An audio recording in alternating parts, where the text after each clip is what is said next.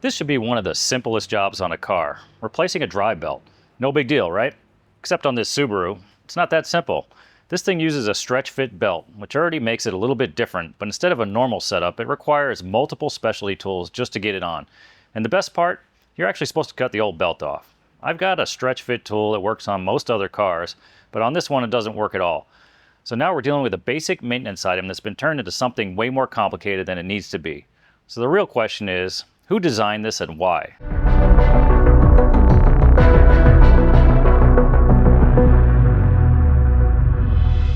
Now guys, I'm no stranger to specialty tools. I've even got a special tool here to put stretch fit belts on and take them off.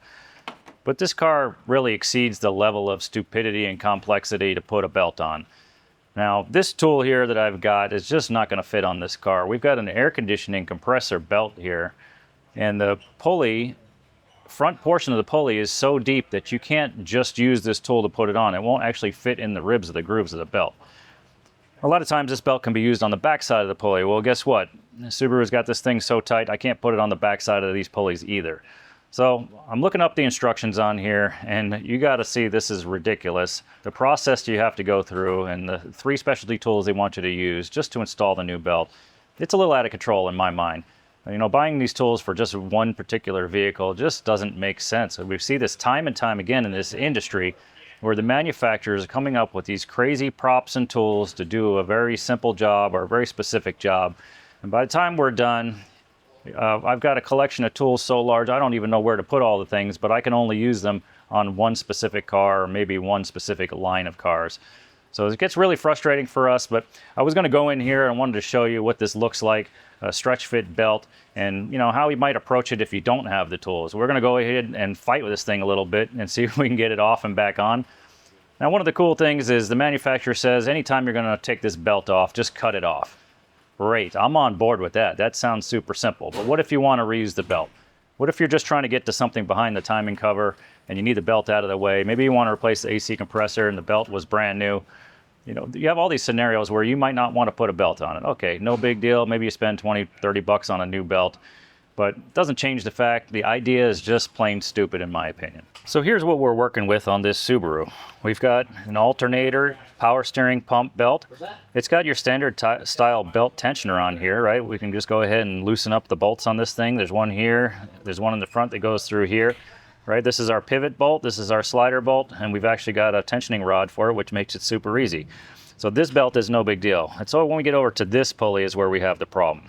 Now, the older style Subarus used to have a tensioner that bolted on, actually right here where these 2 bolt holes are. Used to be a tensioner that slid up and down. You could tighten this belt, you could loosen this belt, but now we've got stretch fit. Now, the problem with this is we have a tool like this that allows you to remove the belt. It's got a little magnet in here, okay, and it allows you to remove the belt. By sticking this on here, we would normally wedge it underneath this, so it would sit up in here, okay, and then we could rotate the crankshaft around, and what that'll do is that'll allow this belt to pull off. It'll actually come up over the top, and this angle of this is going to slide the belt down this way as we rotate it around. Okay, so the problem is that the belt does not even reach, the tool doesn't reach the belt is what I should be saying, right? So it's not going to reach. There's no way to get it, this gap to disappear with this tool. So that's not going to work. Same problem with the installation. It's got an install side on it, okay? And we were designed to put this thing here, and the belt would sit on top of it, and then we'd simply rotate it around, and then the belt would push itself on using this little wedge here, this ramp. Okay, again, we might be able to get this on part way, but it's gonna get stuck right in this area. So let's try a couple of methods here. I'm gonna pull this belt off, and then we're gonna mess with this tool a little and see if there's any way possibly we can make this fit, which I don't think there is. And then we're gonna try some other methods, maybe a pry bar and a breaker bar at the front, and see if we can find a way to get this belt off and back on without cutting it and without screaming to Subaru for some special tools. The stretch fit belt's been around for a long time. This is a 2014 model year. You can see it's already well over a decade old. A lot of other manufacturers are using stretch fit belts and have been using stretch fit belts. So the question is, why are they doing this? Why have they taken this simple process and turned it into a more complicated process, right? So the simple solution here is they're trying to save money. At the end of the day, they don't need a tensioner system, whether it's an automatic tensioner or a tensioner pulley. You don't have to worry about bearing failures on tensioner pulleys. They don't have to worry about the extra weight of the parts. They don't have to manufacture more parts. And they've got a lot more space now if you remove some of the pieces in there for all these tight fit, tight clearance engines. So they've got a bunch of reasons why they do it, but most of it just comes down to cost and simplicity. In order to get access to this stretch fit belt, because it's the rear belt, it's behind this alternator and power steering belt, I've got to take this one off anyway. So let's just walk through this little process here. If you're unfamiliar with this system, it's been around forever. We've got a pivot bolt on one side, we've got a slider bolt on the other side. That's going to allow our accessory to move to give us the distance we need to loosen it up, slip the belt off, and then if we put the new belt on, we can tighten it back up and pull it back into place. So I'm going to demonstrate that for you here because we have it, and show you what that looks like. Now this is real simple. What I like to do before I start, cover your belts up if you're going to reuse them, but I like to put a little WD-40 on the tensioner rod itself because there's a lot of stress on that, and a lot of times these things are starting to rust. You know, the threads are a little bit galled and stuff, so we want that thing to move smoothly. A little bit of WD-40, maybe a little oil, any of those things will work nicely to help that tensioner move a little more freely and not bind up and snap on you. So we've seen vehicles come in and they're completely rusted, and you try to turn that tensioner at all, it can just snap right off. Then you're looking at putting some new tensioner pieces on it. Even though this is not a automatic tensioner, it still has a tensioner device that you need really to get the belt tight and hold it there in place. So let's go ahead and loosen up this slider bolt first. It goes right through the front here. We'll loosen that up. And then I'm going to loosen over here the pivot side bolt.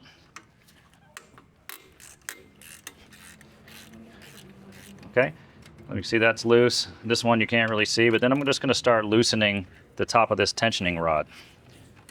As we drop this down, this belt should start getting looser. So now we can see the belt is loose and the alternator is falling down.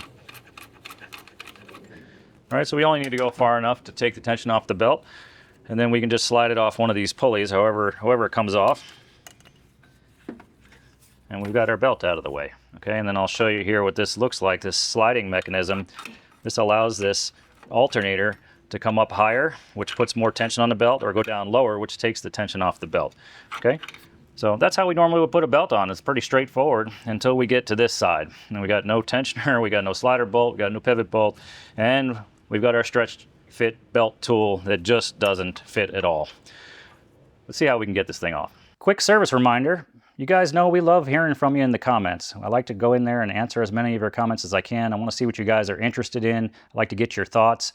I'm learning from you people as well as you guys are learning from me. I love this interaction. I think it's great for us. It certainly helps our channel grow as well. Don't forget to like, subscribe, share this video with people you think that can use this information. We're putting this content out for you guys to help you make your life a little bit easier and help you navigate the auto repair world. So thanks for following along with us, and let's get back to the video. Like I stated earlier, this Subaru presents a unique challenge. There's no space behind either one of these pulleys back here to use this tool that we have on the back side of the pulley, which would maybe give us the clearance we need. If we had room on the back side, we could pop it off because we don't have that thickness of the clutch on here in the front. I've also, because it's the back belt, it's not going to work well on the crankshaft pulley either. So this is where we're coming into this little bit of a challenge on this car. So in order to turn this thing around, we've got to get onto the crankshaft bolt. On this Subaru, I've got a 22mm socket, and we're going to put this on the front of the crankshaft so that we can rotate the engine around. And then my thought here is we're going to try to jump this belt off with a pry bar. Now this pry bar is going to do something similar to what this does. It's going to put some lateral tension on the belt, on the side of it, and try to force it away from the grooves that are in here. Now, one of the things you have to be careful of on this car is normally we wouldn't want to put it right here on the AC compressor itself. We got to be careful because we've got a magnetic clutch on here. We can't damage this. So we don't want to be prying in the front of this compressor. We don't want to put too much tension or pressure with this belt on there because it's a tight fit. So I'm just going to try to manipulate this thing, see if we can get it off and back on again. So what I'll do is I'm going to come in here behind this belt. I've got a little bit of space here where I can kind of get behind the belt here, and you can see I've kind of got it wedged in, and I want to be able to pry this thing forward and rotate the engine around at the same time and see if we can get this thing to move. Okay, so I'm just going to push it like this and put some tension on it, and then I'm going to rotate it around, and you can see it's starting to walk itself right off this pulley, right? So we're just going to keep doing this process.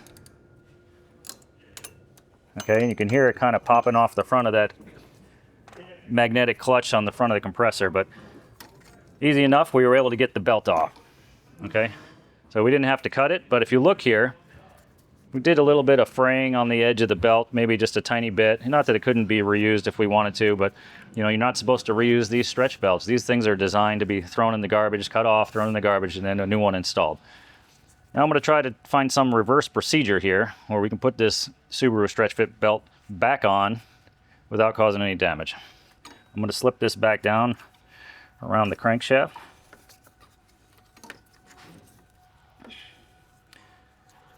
I wanted to talk about this Subaru approved process here in the repair manual. You're looking through this process and they're showing you the simple step to do this belt, which is very straightforward. I mean, no problem there. And then when you get to this one, I feel like I read through about 15 pages of pictures and description on how to use their 3-piece tool set in order to get this belt back on. You know, obviously the first step is pretty simple. They show a pair of cutting pliers, you cut the belt off, and then the rest of it starts with the installation process. It seems way overcomplicated and way ridiculous. And you know, going back to what I said earlier in this video, the manufacturers and the engineers that are designing these things, I really just don't get it. You know, they're taking some really simple basic stuff and you know, just kind of overcomplicating it for us in the aftermarket. You know, even at the dealership, you know, they've got to buy these specialty tools and put them in some kind of a tool storage case or something for the shop to use.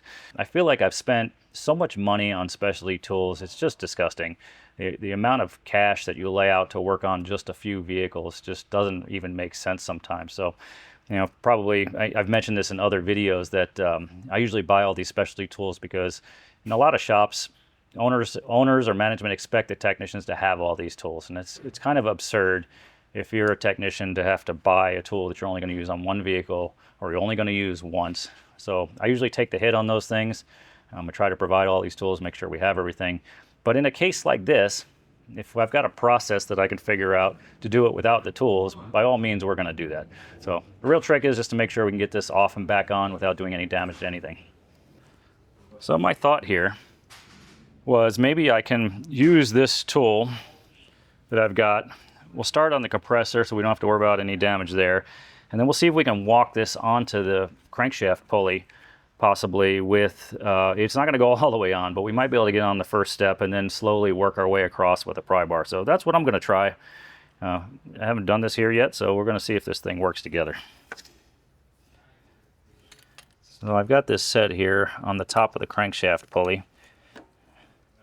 And we're going to have to go in reverse here and see if we can put enough tension on this belt to get it to grab the tool and at the same time to walk this belt on. So I say good luck to me. Let's see if we can make this thing work a little bit. Okay, so the tool is already starting to pop out, but we did get the belt somewhat on. Now you can see it's starting to pop off this side. So now we're probably going to need a two-step method where we hold it onto this pulley somehow. And that's what that Subaru tool does. It kind of comes right in here, bolts in place, and it's designed to keep the tension on this belt pushing inward. This way the belt can't jump off. So we might have to do something similar here. But I'm going to go ahead and try this one more time.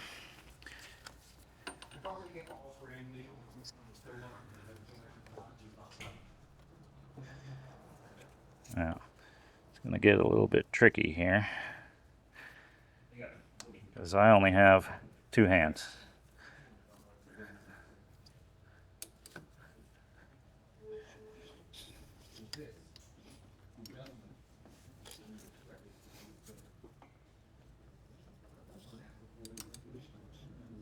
Okay, so now I've got a little bit of tension on this, and I really just need to pry in over here somehow. And I don't know exactly how I'm going to do this without hurting the belt. But I'm going to put a little tension. Oh, I want to put a little tension right here on the bottom of this belt while I do this. Let's see if I've got to get this caught again. This is kind of what I'm talking about. You know, we got this off fairly easy, but the getting back on is going to be the trick here.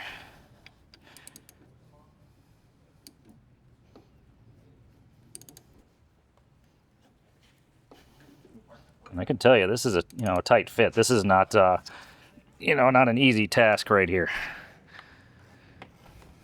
So I'm going to try to push on this belt just a little bit at a time. See if we can get it to stay in the pulley over here. And now it's already starting to pop out. But we are part way on, at least. not enough, but part way. And now we'll see if we can rotate this around a little bit further. Perhaps we can get it to go. Now I'm going to push this side of the belt.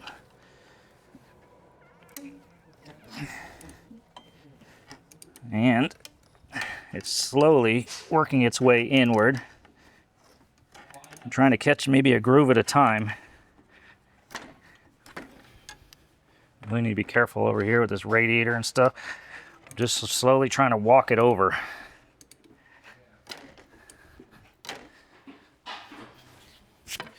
If I had a little something here, maybe I can pry a little, just slowly walking it from one groove to the next. It's trying to go. Okay, so I got it over the crankshaft. Now we got to get it here on the rest of this pulley. There it goes. All right, so now you got to come back a little bit.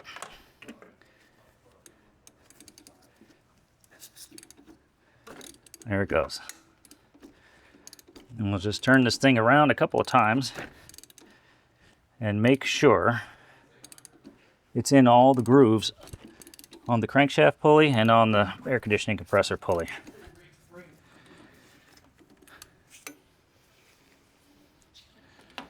So we're able to get that on with a little bit of fussing and fighting here, but the real problem is that you don't want to damage the belt at all. So it takes a little bit of pressure, prying and pulling on this thing, the way I'm doing it here, to put that on.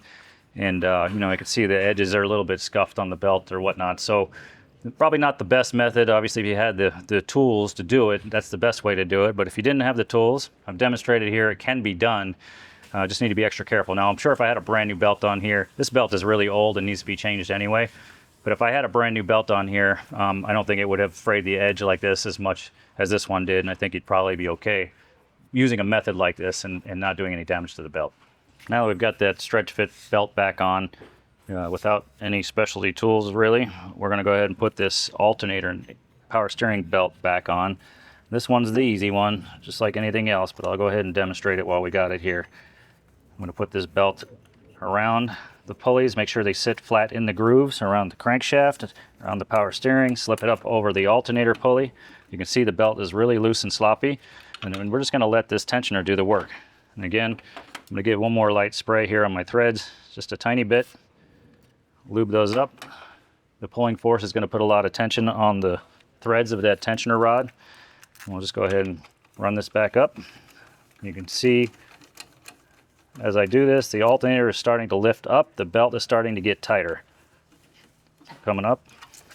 Oops. We're coming up. Okay. Now this is one of the tricky parts about putting belts on. We should talk about this for a minute because, like a lot of things in this field, a lot of things are done by feel. Now, unfortunately, my feel and your feel might be two different things. Right now, I feel like this belt is maybe just a hair on the tight side. And again, I can't describe it to you, but I can tell you that, a lot of times if you try to twist the belt, if you can go more than 180 degrees, as a rule of thumb, that's probably going to be too loose. But there are a lot of scenarios here. It depends on the distance between the two pulleys. I've got a short distance here between the crankshaft and the alternator, and even shorter distance between the power steering pump and the alternator. So I would expect this to be fairly tight and not be able to twist it very far. The longer the run, the more it will. So, in this example, maybe you could use your new stretch fit belt as a guide for tension because the distances are similar, the belt sizes are similar. But you really have to get a feel for it. We don't want it so loose that any of these pulleys can turn without turning the engine over. So if I were to grab a wrench and put it here on the power steering pump and give that a turn, I should be able to turn the engine over with that. And we want enough tension on it where that works, but not so much that we're destroying the bearings on the power steering pump or the alternator. We don't want it that tight. So I'm going to back this down just a tiny bit. At the end of the day, we just need the belt tight enough where it doesn't slip, so it doesn't make noise, and so that it drives the pulleys properly when they're loaded. Now keep in mind, a loaded alternator means trying to put the highest electrical load on it. AC's on, the blower is on inside the car, the blower fan, headlights are on. All those things are going at the same time. You're putting the most demand on the electrical output of the alternator. It's going to take the most amount of grip here to keep that alternator turning properly without any slippage in the belt. Same thing with power steering. So when you're done putting a power steering belt on, it's a good idea to go all the way to your steering lock for a second. Just give it a bump. That's when it's going to need the most pressure. It's when it's going to have the most force exerted back into the belt. And you want to make sure that the belt's not slipping at that moment. So when you give that a little bump, obviously first thing in the morning, we expect the belts should be quiet. You know, that's the most common time when you have a loose belt first thing in the morning before the belt gets any heat in it, where it slips a little bit. So listen for those things if you're putting your belt on, but otherwise you're just going to have to develop a feel here. I should mention there are some tools out there to check belt tension. So if you wanted to buy one of those, you could do that. Good luck finding a specification for your car and what the belt tension should be anyway, so I don't really recommend it. It's not something we use. You're just going to have to develop yourself a feel. You know, before you take your belts off, if they weren't making noise, that feel that you had before you took it off would be what you're looking for when you put it on. Now I'm going to tighten up this slider side bolt. Got my tension where I want it. Okay, and we're going to tighten up here the pivot bolt. Okay, that's going to lock everything in place. And at this point, the tensioner is no longer really in play. We could loosen this bolt and the belt's not going to loosen up. But it's a good idea just to leave that tension on it just like it is. And we're ready to go here. Let's fire the car up and see if we got any noise.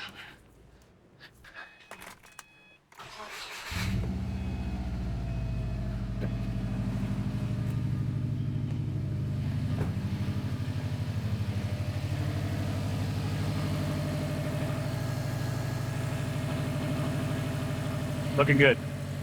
I've let it run. I put some electrical loads on. I put the steering up against the lock just to make sure we're not getting any weird noises. You want to listen also to make sure your belt's not over tightened. So a noise you might hear is a bearing whining. Some kind of whining noises are usually what you'll hear when the belt's too tight.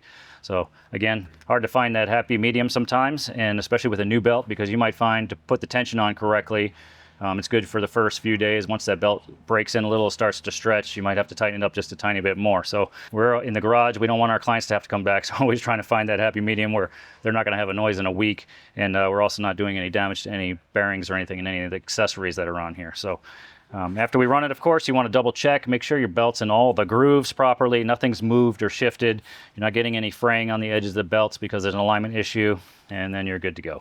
I think I mentioned earlier, these belts are fairly common amongst all the manufacturers now. You'll see them sprinkled in and out. See them a lot on Chevrolets and Fords and those types of things. So keep an eye out for them if you're putting belts on your own car. Make sure you know what you're dealing with before you get started, okay? You want to take a look and see if you can find that tensioning system on there, whether it's got a automated tensioner on there, or you have some sort of a pivot and slider system like we've got on here. You want to know what you're dealing with before you get into the job. You don't want to be halfway through this and then you can't do the thing because you didn't have the tool or didn't have the setup that you needed in order to get those belts on and off effectively. So keep your eyes out for those. I also wanted to mention that I've got a little more generic video out there. If you're looking to replace your serpentine belt, I recorded one on a Ford, which is a fairly straightforward and simple process to show you how the automatic tensioner is used in order to put the belt on and take it off. And I've got some close-up shots in there. So if you're looking for that information, I've got a video in our collection there on how to do an automatic tensioner style serpentine belt with one belt that drives all of the accessories. A little bit different than this setup here. So go ahead and check that video out in our collection. As usual, we appreciate your support. Thanks for your like, subscription, and for sharing our content with your friends and family. We hope some other people out there can use this content, help you in your day-to-day life. We appreciate your support on this channel and look forward to seeing you in our next video.